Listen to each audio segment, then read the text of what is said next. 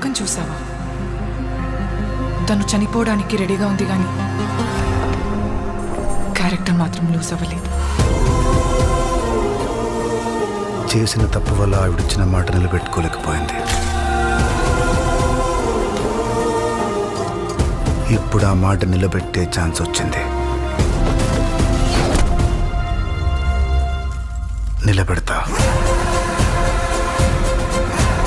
అంబరగొడుగు ఇక్కడికి రావాలన్నా వెళ్ళాలన్నా ఒకటే దారి. మీరెక్కడి నుండి ఒక్క అడుగు కూడా బయటికి తీయలేరు.